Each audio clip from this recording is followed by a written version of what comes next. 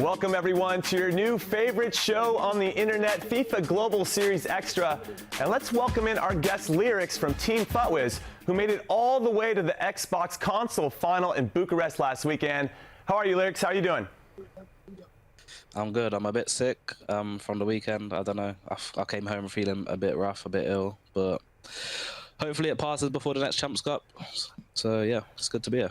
Okay, now that a few days have passed, how are you feeling about finishing second to Tex?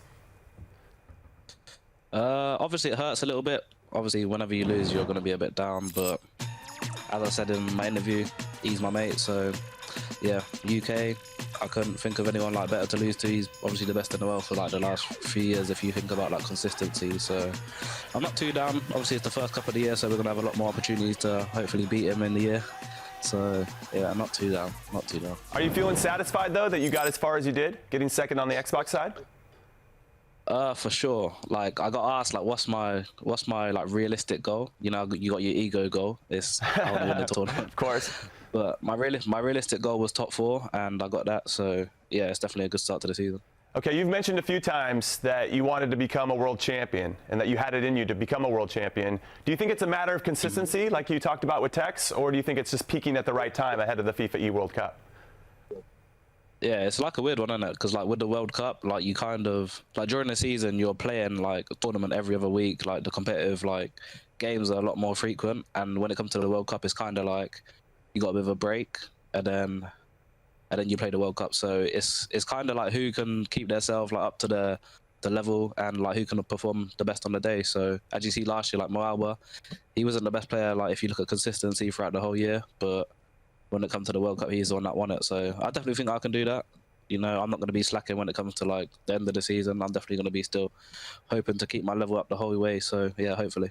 Now, you're notorious for being a grinder. You definitely put the work in. So we expect you to be at the World Cup for sure, and then it's up to you, obviously, when you get there. How has switching to FUTWIZ helped you into the start of this season and throughout the whole year? I think they helped me a lot, like thinking of like the outlook of like what I want from FIFA. Like for me, well, I feel like for everyone, like you can't just be a FIFA player, you have to be more than that, and they've definitely pushed like my socials, like my branding and everything, so they've helped a lot with that.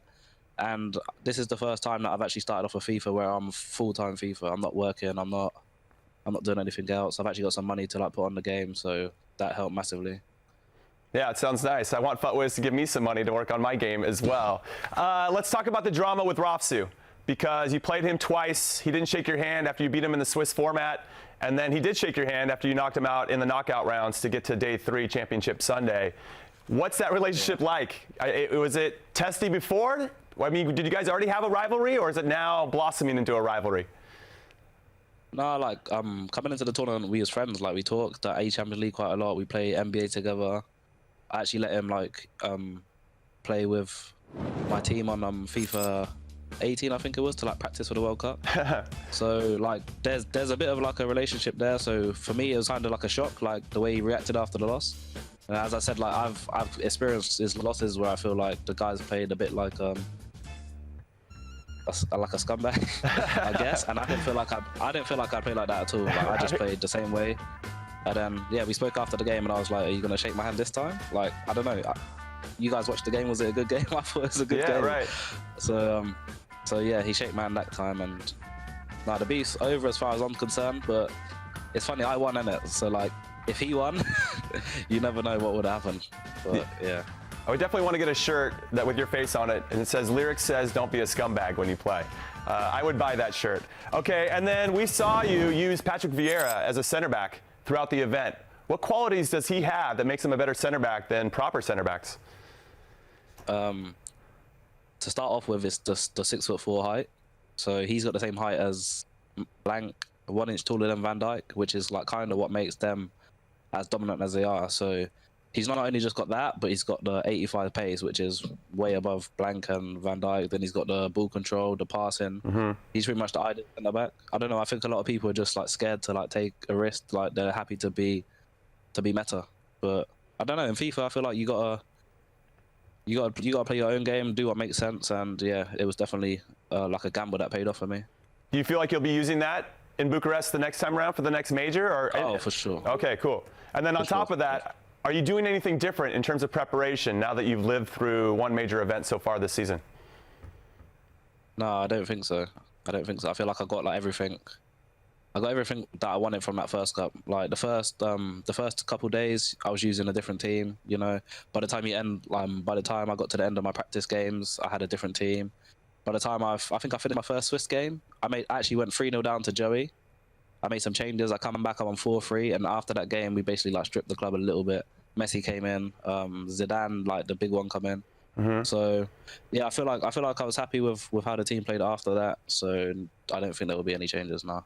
Yeah, I think for everybody listening at home, it's really important that you adapted your team to what the game called for. Sometimes I feel like some players are really stubborn and just stick to what they have as opposed to being fluid and flexible. So a hat tip to you for that. Now, if you don't reach the console final this time around, will it be considered a disappointment?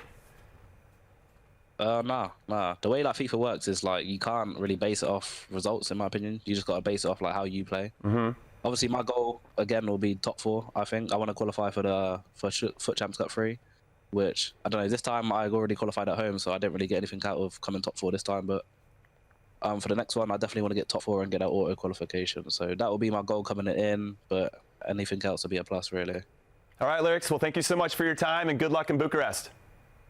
Thank you. See you there, Jimmy. All right. Lyricz, everyone. Also, as a reminder, everyone, the FUT Champions Cup Stage 2 is going to kick off live from Bucharest on Friday, November 22nd at 5:30 a.m. Eastern, 10:30 a.m. UK time on twitch.tv/EA Sports FIFA, and it's going to run all weekend long as 64 players battle it out to be champion of the second major of the FIFA 20 season. And then, of course, be on the lookout for some very tasty and very special Twitch drops during the broadcast, too, because those are always very fun. And all right, that is it for me. So thank you for watching The Extra, and I'll see you next week from Bucharest.